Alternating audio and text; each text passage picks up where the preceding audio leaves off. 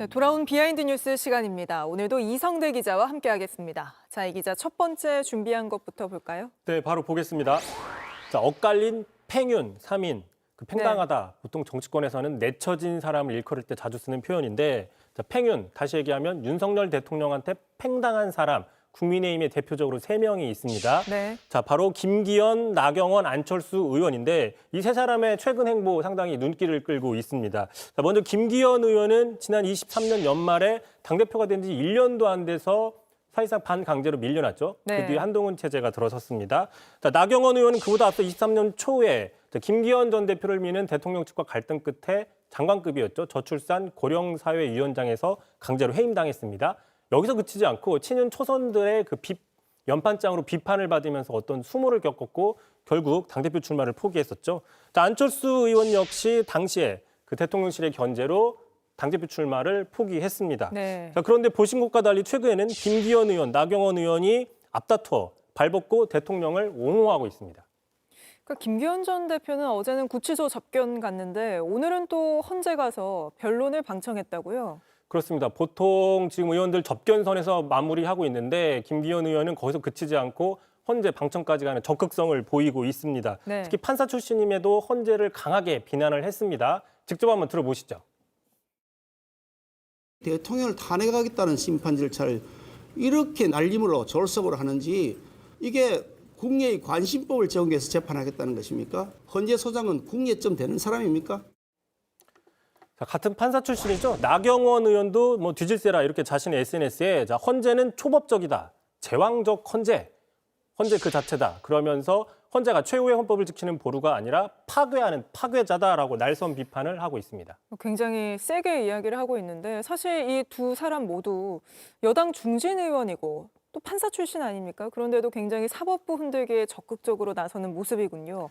근데 반면에 나머지 한 사람, 안철수 의원은 다른 행보를 보이고 있지 않습니까? 그렇습니다. 말씀하신 것처럼 김기현, 나경원 의원은 앞서 말씀드린 것처럼 반강제로 자신의 자리에서 밖으로 끌어져 내려온 인원들인데도 불구하고 지금 대통령을 앞다퉈서 옹호하는 모습을 보이고 있어서 이례적이다라는 분석이 많은데 네. 바꿔 얘기하면은 두 사람 다 자신의 정치적인 미래를 위해서 극단적인 지지층에 올라타는 게 유리하다라는 판단을 했다 이렇게 볼 수 있다라는 것이고요. 네. 자, 반면에 안철수 의원은 말씀하신 것처럼 계속해서 계엄 이후부터 대통령을 비판하고 탄핵에 찬성하면서 자, 국회에 군대 파견한 자체가 헌법 위반이다 상당히 날석에 비난을 하고 있었죠. 안철수 의원 입장에서는 당을 확장해서 중도 보수화 노선을 견제하는 것이 자신의 정치적인 미래를 위해서 유리하다는 판단을 했다는 분석입니다. 알겠습니다. 다음 키워드는 뭔가요? 자, 두 번째 이슈 바로 보겠습니다.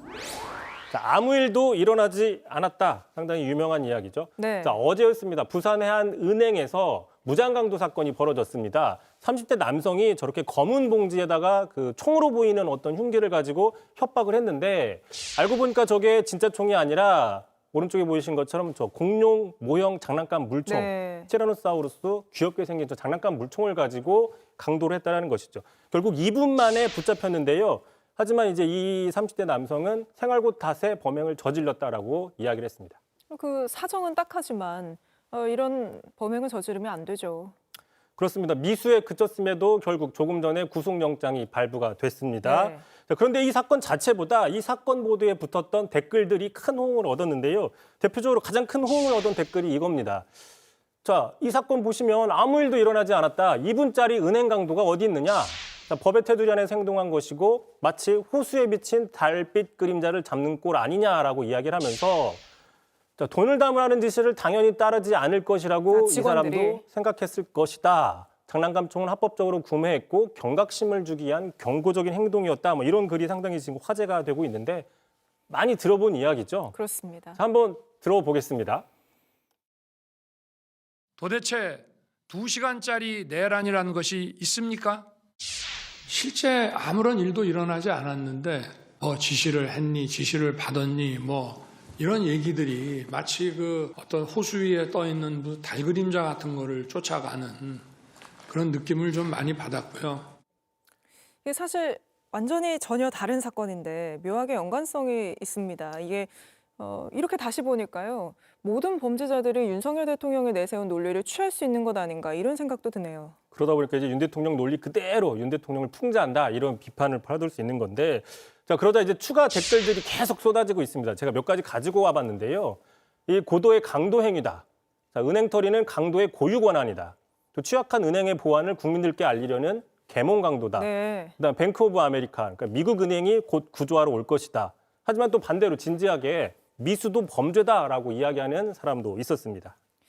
이게 보면 참 해악의 민족이다라는 생각이 드는 동시에 참 참담하다는 생각이 드는 것도 어쩔 수 없는 것 같습니다. 여기까지 듣죠. 이성대 기자였습니다.